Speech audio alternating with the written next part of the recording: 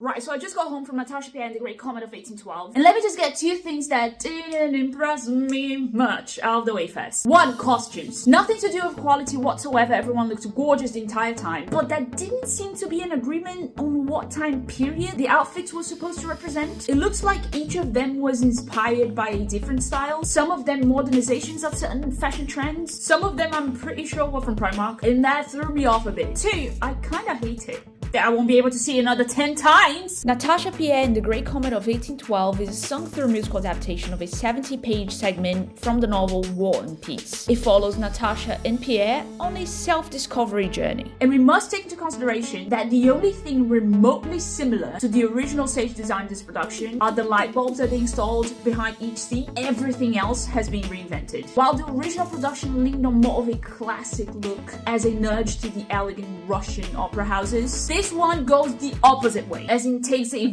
very hard turn, and is more inspired by underground alternative clubs that are also part of the story. It's essentially the same story through a different lens. And boy, that worked in such a brilliant way that it gives the show new life without stripping it out of its heart, which is an incredible feat. I embarrassingly and loudly gasped when I realized how they had made the first O in the Moscow lettering they have as part of the set a centerpiece with practical use for the storytelling. It's not only functional, but a meaningful visual representation of the moral corruption and the deterioration of courses that are set at the start of the story. That old line on the floor was ripped off of where it belonged. It's made things imperfect. It could be the outcome of violence. And all of those concepts tie into elements of the plot itself. Genius! I was genuinely not expecting to have tears in my eyes by the end of it, but there I was. There's a simplicity to the end of the show that is quite moving in how the main characters find comfort and new hope in each other. But if I'm being totally honest, I think what really moved me the most was Declan Bennett's performance, who plays Pierre. Specifically during the very last scene. If you know, you know. This is such an emotionally charged show that seeing all the madness we just experienced converge on this very peaceful, intimate moment was sort of like an implosion. There's something very personal and human in how it slows down by the end of it. The entire cast were phenomenal. Incredible voices that matched the